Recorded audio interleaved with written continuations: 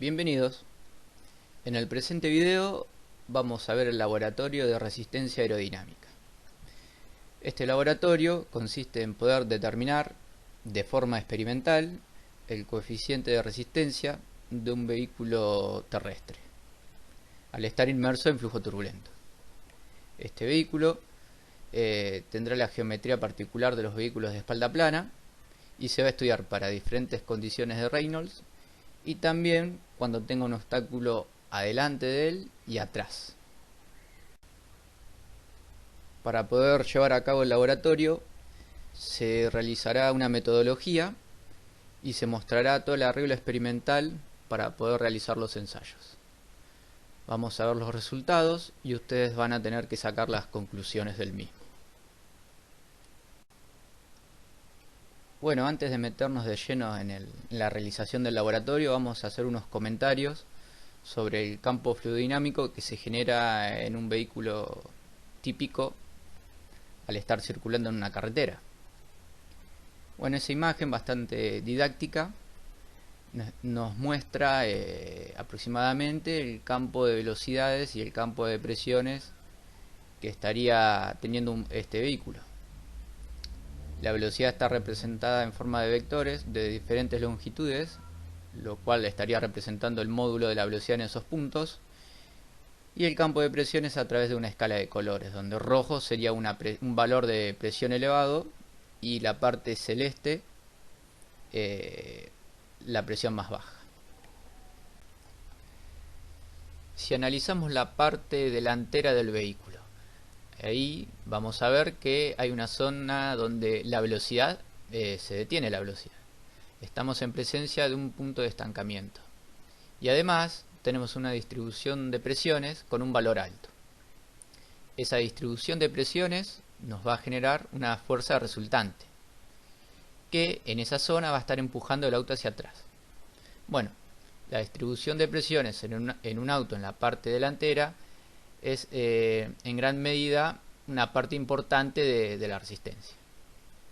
Algo parecido sucede en el parabrisas, donde la distribución de presiones genera una fuerza resultante que va a tener dos componentes en este caso. Una que sería parte de la resistencia y otra componente que va a intentar pegar el auto al suelo. Ahora nos enfocamos en la parte trasera. Se puede ver que el flujo al llegar al parabrisas trasero, por esa geometría, ese cambio brusco de la geometría, no puede copiar la superficie del vehículo y se desprende. Choca con el baúl, donde se vuelve a pegar el flujo, y después sigue hasta el final del vehículo en la parte posterior, donde hay otro cambio brusco de la geometría y se vuelve a desprender.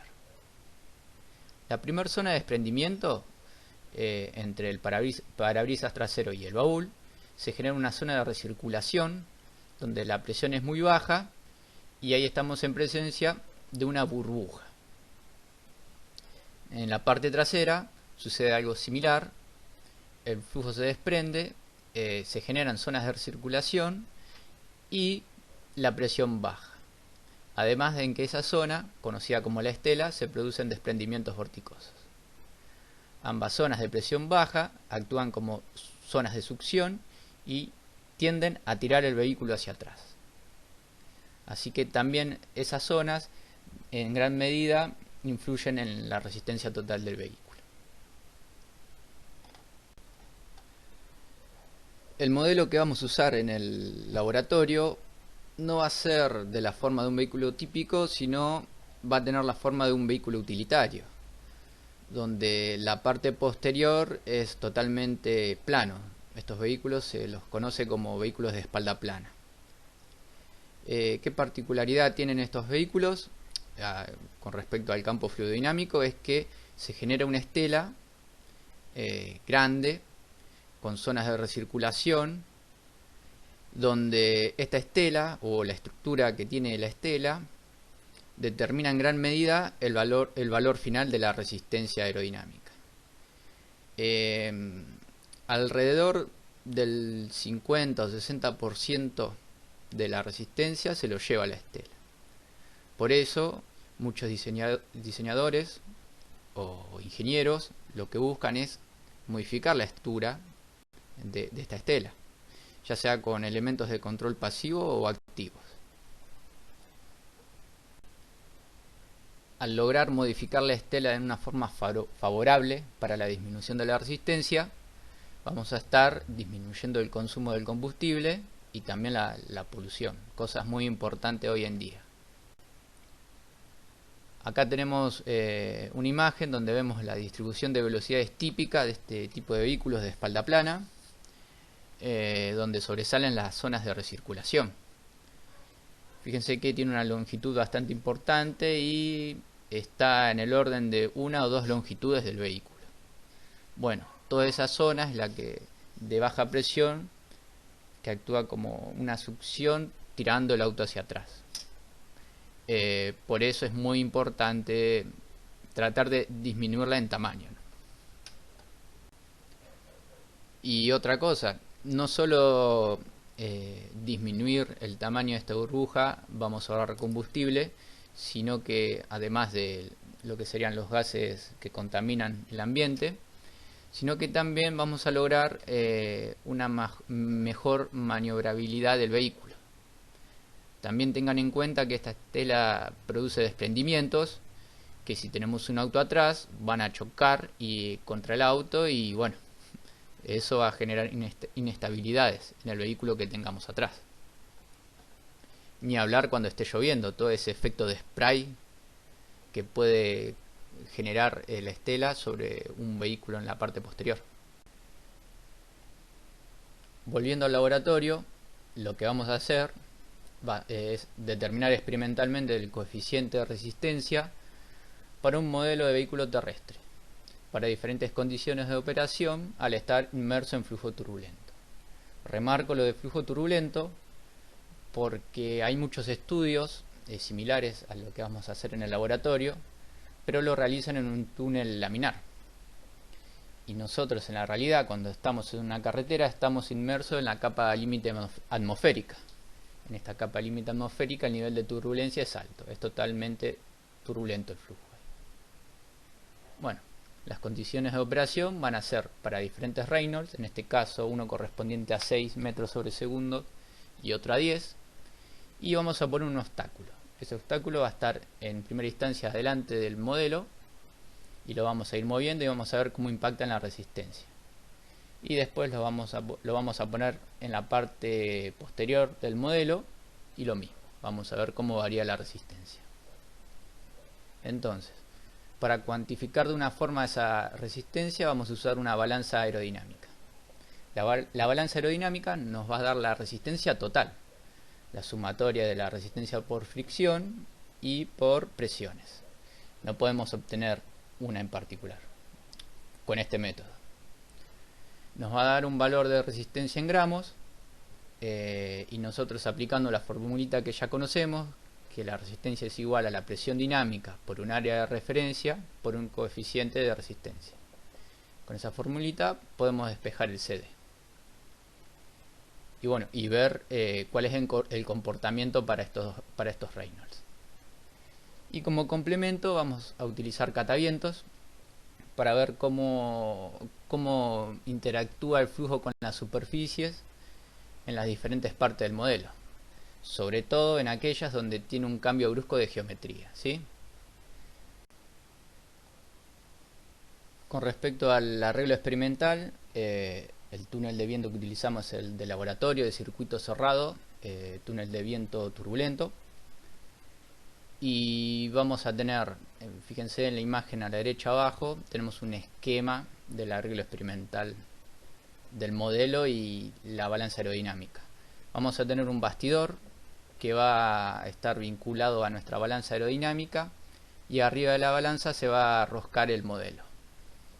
Tenemos un bastidor totalmente independiente del túnel. Con esto quiero decir que las vibraciones que puede llegar a tener el túnel no se transmiten al bastidor ni a la balanza.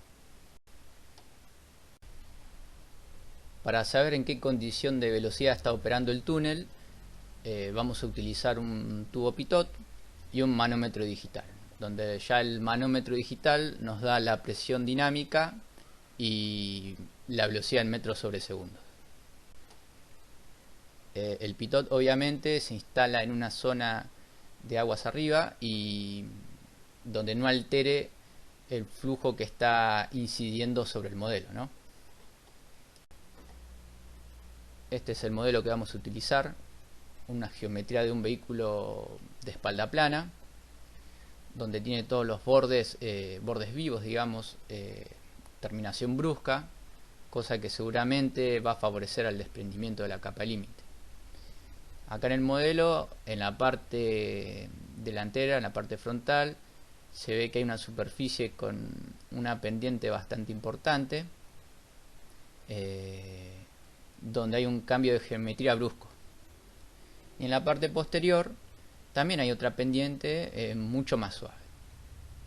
Fíjense que está lleno de catavientos. Esto nos va a dar una idea en esas zonas donde tenemos bordes afilados y cambio de sección bruscos, cómo es el comportamiento de la capa límite. Finalmente, en lo que respecta al arreglo experimental, vemos la balanza aerodinámica. Esta balanza que se utilizó en el laboratorio es una balanza con 2 grados de libertad. Básicamente es una barra.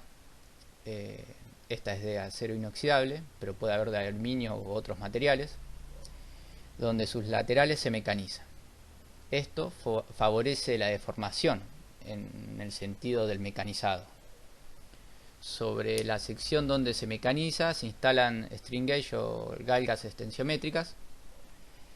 Estas son como unas hojitas finitas que al deformarse varían su resistencia. Entonces, toda la balanza tiene en sus superficies estas galguitas. Bueno, esto es un elemento que al deformarse varía su resistencia. Tenemos una resistencia variable. Esta se conecta a un chasis. Este chasis tiene todo un arreglo de electrónica y tiene resistencias cuyos valores son conocidos. Entonces, forman con la resistencia de la galga un puente de Wheatstone. Entonces, al deformarse y cambiar la resistencia de la galga, se desequilibra el puente y empieza a circular una corriente. Y lo que se mide es esa corriente que circula al deformarse la galga. A partir de ahí, y después entre medio hay toda una calibración, una conversión de una señal a otra, vamos a obtener un valor en gramos de la resistencia. Y eso lo tenemos en un programita que diseñamos en el laboratorio, y es la imagen a la derecha. Ahí podemos ver el resultado del drag en gramos. Tiene un menos simplemente por la orientación de la balanza, pero a nosotros nos importa el módulo. Y tenemos también un gráfico que nos muestra cómo va variando en vivo, digamos. Un comentario que les voy a hacer: fíjense que ese menos 14 corresponde a nuestro arreglo experimental. ¿Qué significa esto? Que la balanza está registrando ese valor cuando el túnel está apagado, ¿sí? Con el modelo puesto. Así que si nosotros medimos a un Reynolds determinado, el valor de resistencia que obtengamos, tenemos que restarle ese 14,94.